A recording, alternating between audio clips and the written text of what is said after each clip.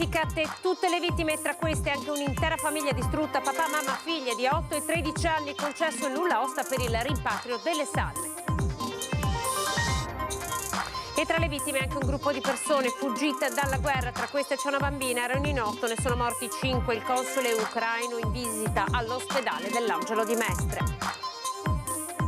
L'inchiesta, in queste ore l'autopsia sul corpo dell'autista quarantenne, il procuratore Cherchi, non abbiamo alcun elemento per trarre conclusioni sul guardrail, per questo ci serve una perizia, dice. Intanto migliorano le condizioni di alcuni dei sopravvissuti ricoverati negli ospedali, gli inquirenti sentiranno anche loro per ricostruire la tragedia. Stasera alle 20:30, veglia di preghiera con il patriarca. Il racconto del ristoratore kosovaro che ha assistito alla tremenda scena, ha salvato 2 bimbi dall'autobus della morte, molta gente invece di aiutare scattava fotografie. Incidente mortale questa mattina ad Olo, vittima Federico Volpin, ciclista di 60 anni di Noale, investito da un'auto a pochi passi dall'incrocio con la strada brentana, già teatro di altre tragedie. Il ritorno delle spoglie di Papa Pio X, attesa quasi finita, domani l'urna arriverà in Veneto, dal 17 ottobre sarà invece a Venezia. Buonasera TG Venezia, ben ritrovati. Partiamo inevitabilmente dalla strage del 3 di ottobre, la strage di Mestre, tutte 21 le vittime sono state identificate. Tra queste un'intera famiglia rumena è stata sterminata, mamma, papà, ci sono 2 bambine di 8 e di 12 anni. Intanto le condizioni di Marco, neosposo di 24 anni, migliorano, ha lasciato la terapia intensiva per essere trasferito al reparto di chirurgia dell'ospedale di Milano. Vediamo. Mamma, papà e 2 bambine, 8 e 13 anni, Mirce, Michaela, Aurora e Giorgiana, Ogrezzanu, le bambine. La tragedia del pullman di Mestre, precipitato dal cavalcavia, ha spazzato via un'intera famiglia. Rumeni, ma da tanti anni immigrati in Germania, dove avevano residenza per cercare una vita migliore. Ora dopo ora si ricompone il puzzle delle storie dell'incidente del 3 di ottobre, dai nomi registrati al camping ai primi contatti con le ambasciate. Sono state le autorità diplomatiche romene a prendere contatto con quelle italiane, non tedeschi dunque, ma rumeni. Di quella famiglia oggi non resta più nulla. La tragedia della morte che si mischia a quella della vita. Marco, neosposo a 25 anni, non vedrà mai il figlio che Antonella portava in grembo e che nello schianto del mezzo a terra è morto con lei. Un futuro come quello che Lucy, giovane ventenne tedesca, studentessa di ingegneria dei sistemi a Strasburgo, aveva sognato con Siddhartha, 28 anni, 2 lauree in tasca, biologia e psicologia, stava studiando ingegneria informatica. A Treviso migliorano le condizioni di 2 fratellini, la piccola Emilia Berger ha solo 3 anni, al suo rientro a casa non troverà mamma Ann Ellen, lei non ce l'ha fatta. È stato il papà Walter, ora intubato in ospedale, a proteggerla dal colpo prima, dal fuoco poi. Chi ha perso il papà è invece la piccola Anastasia, che sta lottando in queste ore al centro grandi ustionati dell'ospedale di Padova. Mamma Caterina è intubata, diverse fratture, ma ce la farà. C'è la famiglia ucraina Morozova che ha perso la figlia, il tedesco 28enne che ha perso il figlio e la compagna, gli ucraini che hanno perso 2 familiari. A tutti, tranne la coppia di spagnoli ricoverati tra Padova e Treviso, la tragedia di Mestre ha strappato un familiare. Per tutti la vita non potrà più essere la stessa. Anche per questo il sostegno psicologico che ha assicurato loro H24 è stato immediatamente attivato. L'obiettivo è questo, di cercare di ridare la pensabilità e la possibilità di una continuità esistenziale dopo un evento di questo tipo. Si parla spesso di continuità assistenziale. L'intervento psicologico in queste situazioni cerca di dare una continuità esistenziale, la possibilità di pensarsi in un futuro possibile e necessario, nonostante la situazione disperata e disperante in cui ci si può sentire in quel momento. Facciamo il punto ora sulle condizioni dei feriti della tragedia. Sentiamo.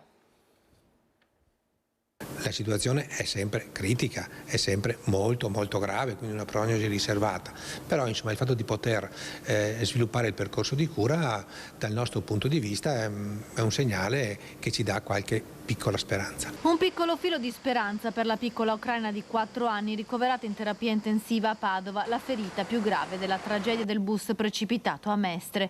Le sue condizioni restano comunque gravissime e la prognosi è riservata. Siamo ancora all'interno di una fase molto acuta, le l'equipe, quindi le equip chirurgiche e noi intensivisti, insomma, stiamo facendo il possibile per mantenere e stabilizzare le funzioni vitali della bambina. Seguita 24 ore su 24 dagli infermieri e dai medici che non la lasciano solo un istante, la piccola, oltre ad ustioni estese e profonde, ha traumi da schiacciamento. Un quadro clinico simile a quello delle altre due donne, una 29enne ucraina e una 52enne spagnola, ricoverate in terapia intensiva a Padova e seguite dal centro grandi ustionati. Sono ustioni impegnative per la loro estensione e quindi richiedono dei trattamenti importanti, frequenti, anche soprattutto appunto chirurgici. Oltre al danno diretto da ustioni ci sono anche degli effetti dovuti al trauma da caduta. Il percorso chirurgico però è già iniziato.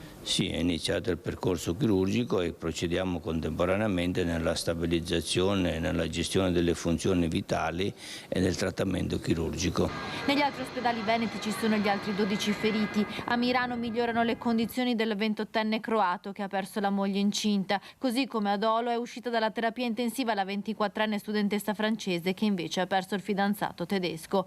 All'ospedale All'Angelo di Mestre restano ricoverati 5 pazienti, 3 ucraini di 43, 40 e 39 anni, 2 tedeschi di 27 e 28 anni, uno in condizioni critiche, gli altri 4 sono in via di miglioramento. Al Cafoncello di Treviso restano ricoverati 2 fratellini tedeschi di 4 e 13 anni insieme al loro papà di 33 anni, un 50enne spagnolo, marito della donna ricoverata a Padova, e la mamma della piccola ucraina, sempre ricoverata a Padova. È il tempo anche delle visite. Il console ucraino oggi in visita ai feriti ricoverati a Mestre, dove sono custodite le 21 vittime in attesa del rimpatrio. Tutte le 21 salme non più sotto l'autorità giudiziaria, attualmente custodite all'ospedale di Mestre in attesa del rimpatrio. Il ministro dell'Interno Matteo Piantedosi segue personalmente questa vicenda anche nel prosieguo dei momenti della tragedia. E quindi si fa fatica, dicevo, a creare tutte le condizioni per rasserenare questo contesto in cui le salme devono essere rimpatriate. Questo è il nostro compito in questo momento. All'Angelo 5 i feriti della tragedia del bus, di cui 3 in rianimazione e 2 in reparto. Ma una paziente è stata trasferita per pertinenza del centro grandi ustioni a Padova, quindi sono 3. Di questi 3 pazienti solamente una paziente è in condizioni critiche, pur instabilità, però rispetto alle altre 2 è sicuramente una prognosi più riservata. E poi ci sono un ferito ad Ole e uno a Milano. A Mestre in visita ai feriti anche il console generale ucraino Andriy Kartish racconta come di 3 nuclei familiari composti da 8 persone ne siano rimasti soltanto 3. Tutti scampati dai territori di guerra di Kiev e del Donetsk, avevano trovato riparo come rifugiati in Croazia. Da qui erano partiti per una gita a Venezia di un paio di giorni, da dove avrebbero dovuto fare rientro il giorno seguente la strage del bus. Ieri, questi giorni, abbiamo parlato con un parente di una vittima, una cittadina che è morta, e proprio al momento del nostro conversazione al telefono è cominciato il bombardamento. In Ucraina? In Ucraina, sì, in Ucraina, e lei era caduta. 9 i morti di nazionalità ucraina, di cui un'intera famiglia sterminata. La bimba di 1 anno e mezzo, i nonni, la mamma. Solo il padre è sopravvissuto, ma ancora non sa di aver perso tutti i suoi veri più grandi. Nei suoi occhi che cosa è rimasto impresso in questi giorni di queste persone in cura da voi? Allora, io ero presente nel momento in cui è avvenuto il grande arrivo dei pazienti e c'era chiaramente una situazione di grosso stress per questi pazienti. Per quelli che abbiamo dovuto rianimare chiaramente era una pertinenza più nostra, il paziente non aveva una coscienza di quello che succedeva. Chiaramente noi siamo abituati a gestire momenti così critici, però ogni volta è un momento di grossa tragicità. E poi c'è l'assistenza ai familiari garantita dal Comune di Venezia H24. Supporto psicologico ma anche materiale per tutti i familiari delle vittime e dei feriti della tragedia del bus che in queste ore stanno arrivando a Venezia. L'assessorato alla coesione sociale del Comune, in collaborazione con la Protezione Civile, ha individuato nel pronto intervento sociale, abbreviato PRIS, la centrale operativa per ogni informazione ed assistenza ai parenti, anche attivando, visto che si tratta di stranieri, mediatori linguistico-culturali. Abbiamo attivato il pronto intervento sociale, che è un servizio della Direzione Coesione Sociale, proprio con il compito di accompagnare sia nell'ospitalità e quindi nel trovare accoglienza e nell'accogliere in strutture ricettive del territorio i familiari che sono in arrivo in queste ore, sia anche per accompagnare in chiave proprio di spostamento, di piccole necessità, queste persone che stanno arrivando appunto in queste ore. Attraverso consolati ed ambasciate i parenti delle vittime e sopravvissuti vengono con il pronto intervento sociale accolti per tutte le necessità sia nel territorio comunale di Venezia che in quelli degli ospedali dove sono ricoverati i feriti: Dolo, Mirano, Padova e Treviso. La scorsa notte 10 persone dalla Croazia sono state ospitate in un albergo a Mestre, stanotte altre 2 persone a Dolo, ma altri familiari stanno arrivando da mezza Europa in queste ore. È evidentemente un compito veramente necessario, perché queste persone arrivano in città spaesate, piene di dolore, e il minimo che possiamo fare è accompagnarle in questi giorni in tutte le attività che dovranno purtroppo fare. È stata disposta la perizia sul buco del guardrail, l'annuncio del procuratore Cherchi, lo ascoltiamo. L'autopsia è stata disposta, verrà fatta tra oggi e domani, i risultati non saranno immediati perché sono necessari esami di laboratorio e quindi appena si saprà qualcosa di definitivo e di chiaro, senz'altro su questa cosa verrà data opportuna comunicazione. In attesa dunque dell'esito autoptico sul corpo dell'autista quarantenne Alberto Rizzotto sono state identificate le vittime del tragico incidente avvenuto mercoledì sera sul cavalcavia di Mestre, 21 i morti, 15 i feriti. Le vittime sono state tutte identificate a stamattina, quindi a poche ore fa, e quindi per quanto ci riguarda abbiamo restituito le salme alle famiglie e quindi alle autorità amministrative che si occuperanno del rimpatrio. Questa era la priorità, ribadito Cherchi. Ora si pensa alle scatole nere, soprattutto a quel buco sul guardrail che sarà esaminato non appena si troveranno i tecnici idonei, dice. È sempre sotto sequestro, stiamo valutando l'ipotesi di fare una consulenza per valutare come era la situazione di fatto. Intanto, tra chi conosce bene gli autobus, la strada e soprattutto Rizzotto, definito scrupoloso e competente, sorgono dubbi sul fatto che prima di precipitare potrebbe aver incontrato un ostacolo sulla sua strada e proprio per evitarlo avrebbe sterzato. Un ostacolo luminoso, dice qualcuno, come questo. Nel frattempo gli inquirenti continuano a cercare di reperire informazioni dai feriti. Il problema è la situazione fisica e soggettiva in cui si trovano gran parte di quelli che sono ancora negli ospedali del Veneto. Sono situazioni molto gravi, ripeto, sia da un punto di vista fisico ma anche da un punto di vista psicologico, quindi dobbiamo valutare anche con un po' di equilibrio umano, prima ancora che giuridico, come sentirli, se sentirli e quando sentirli. Poi parla l'assessore Boraso che risponde alle accuse sul buco del guardrail e dice è un varco di sicurezza previsto nel progetto originario. Lo ascoltiamo. Non c'è un buco, c'è un varco di circa 2 metri, è un varco tecnico, ma è qui da decenni, perché il progetto di questa protezione è nato così. Risponde così l'assessore comunale ai trasporti all'indomani delle polemiche e delle accuse scoppiate sul buco lungo il cavalcavia, quell'interruzione da cui è precipitato l'autobus. Di fronte a un mezzo di 13 tonnellate e mezzo che si è capito che non aveva più controllo perché non ci sono frenate e non ci sono controsterzate, non so quale barriera avrebbe bloccato una situazione del genere. Lo ha detto anche il dottor Cherchi, il bus non è uscito per 1,5 metri, è uscito un po' più avanti precipitando. Ma allora a volte mi chiedo, ed è giusto che chi fa la parte tecnica ci dia delle risposte, questo bus ha strisciato per decine di metri e si vede non è mai ceduto il guardrail. Perché non c'è una frenata?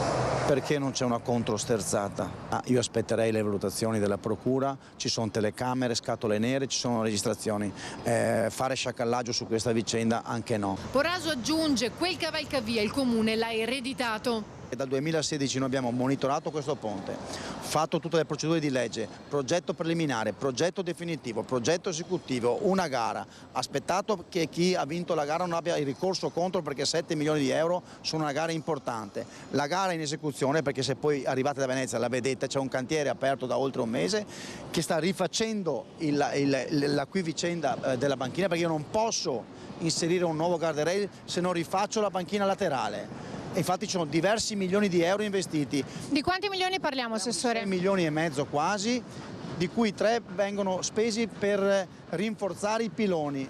Intanto, dopo un giorno di silenzio nel rispetto delle vittime, intervengono le opposizioni. Come mai non era stato sostituito dal giorno dell'inaugurazione del cavalcavia, scrive il capogruppo di Tutta la città insieme.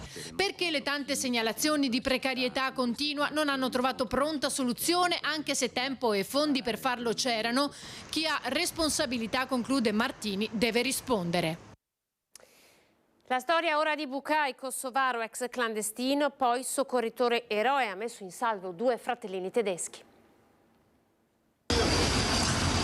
La barella, per favore, c'è la bambina. Il suo destino diceva che lei doveva arrivare qui da clandestino per poi mettere in salvo dopo 25 anni 2 vite, quelle di 2 fratellini. Cioè, ripeto, io vengo da un paese dove abbiamo vissuto la guerra, che è stato tanti morti, che abbiamo perso anche dei parenti. So cosa vuol dire salvare una vita, una vittima, e quindi da lì ho corso. La corsa verso il bus appena caduto e prima che prendesse fuoco, le luci blu quasi accecanti, il suono delle sirene, la voce ansimante. E sei 50 dentro che stanno morendo. E quella di Bukaj Bujar, tra i primissimi soccorritori, ha appena messo in salvo i 2 fratellini tedeschi, Oliver, 13 anni, con la sorellina Emilia, 4 anni appena, nella foto dopo la tragedia, con le gambe completamente avvolte in quella del fratello, in cerca di protezione. La barella, per favore, c'è la bambina. Sentivo dei urli, sentivo che piangevano, eccetera.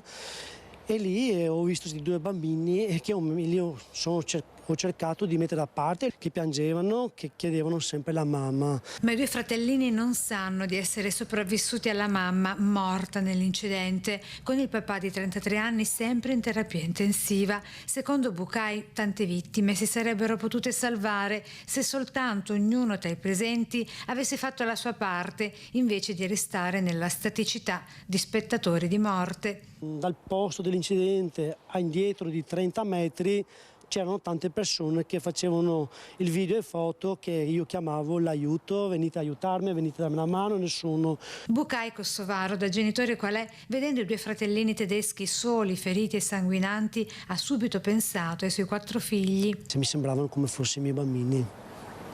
Appena sarà possibile, dice, vorrebbe riabbracciarli, il suo appello. Spero che mi fanno entrare, o perlomeno prima di portare il loro paese vorrei rincontrarli e salutarli.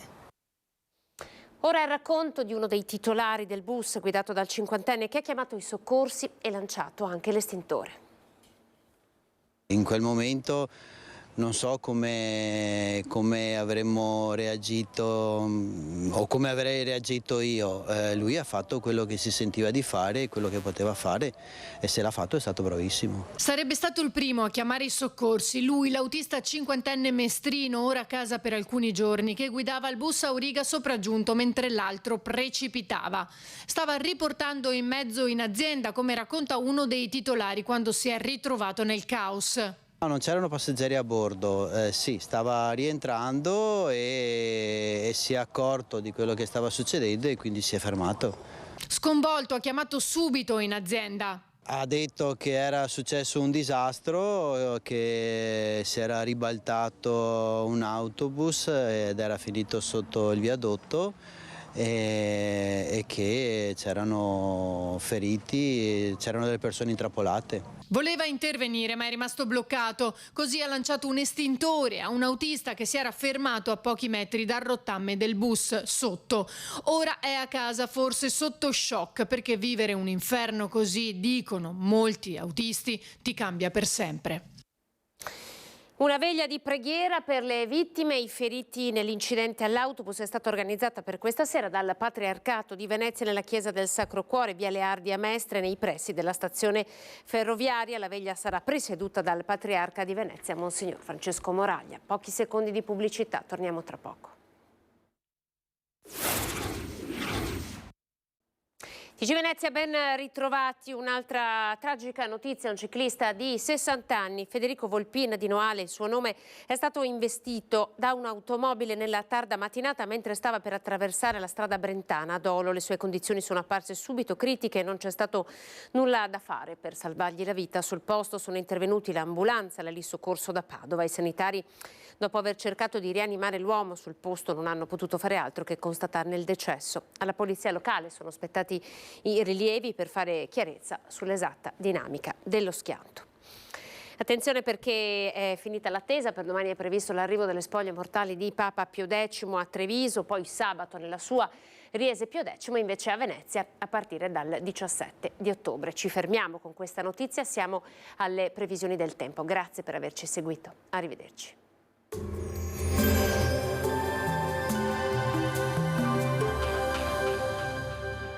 Goditi il caldo delle migliori marche di stufe e caminetti. Tu scegli, noi pensiamo a tutto il resto.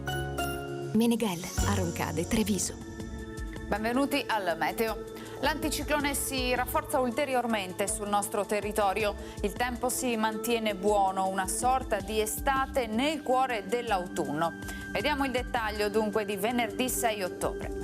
Sul Veneto in questa giornata prevarrà il sole, infatti il cielo si presenterà sereno o al massimo con delle nubi a carattere sparso, non sono attese piogge. Temperature oltre la media stagionale, minime sui 10-16 gradi, massime tra 22 e 27 gradi. Ci spostiamo ora sul Friuli Venezia Giulia. Sarà ampiamente soleggiato con cielo sereno, poi in giornata poco nuvoloso. Temperature minime tra 11 e 17 gradi, massime sui 24-26 gradi. Infine ci spostiamo sul Trentino Alto Adige, dove di fatto avremo ben poche novità. Anche in questo caso sarà piuttosto soleggiato, con alcune nubi in transito e con temperature piuttosto miti per il periodo. Minime infatti comprese tra 12 e 13 gradi, massime sui 25-26 all'incirca.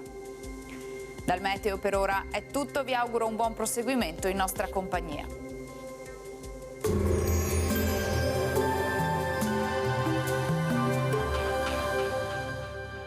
Goditi il caldo delle migliori marche di stufe e caminetti. Tu scegli, noi pensiamo a tutto il resto. Meneghel, a Roncade, Treviso.